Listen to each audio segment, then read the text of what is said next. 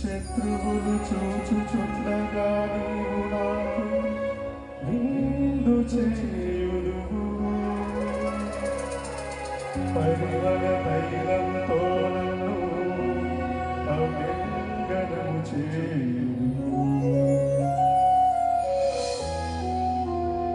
నా జీవిత కాలమంతయు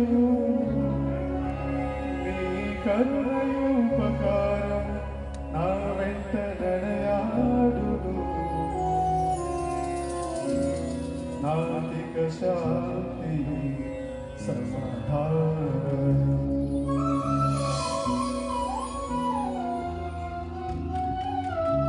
ప్రభువే నా కాపరి ప్రభువే నా ఊపిరి నాకు భయమయు లేనే లేదు నాకు భయమే లేనే లేదు ప్రభువే నా కాపరి ప్రభువే నా ఊపిరి నాకు భయమయు లేనే లేదు నాకు భయమే లేనే లేదు ప్రభువే నా కాపరి ప్రభువే నా ఊపిరి నాకు భయమయు లేనే లేదు నాకు భయమే లేనే లేదు.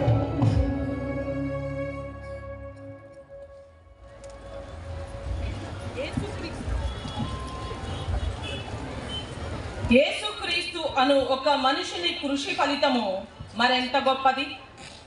రెండవ పట్టణము పునీత పౌలు గారు రోమా పౌరులకు వ్రాసిన లేఖ 5వ అధ్యాయము పరిశుద్ధ వచనములు 1వ వచనము మరియు 17 నుండి 19 వచనముల వరకు.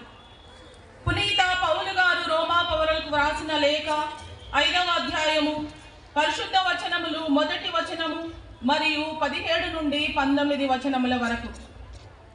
ఆ ఒక్కని వలననే ఆ ఒక్కని పాపము మూలముననే మృత్యుపాలన ప్రారంభమయ్యననుట నిజము. కానీ యేసుక్రీస్తు అను ఒక్క మనుషుని కృషి ఫలితము మరెంత గొప్పది.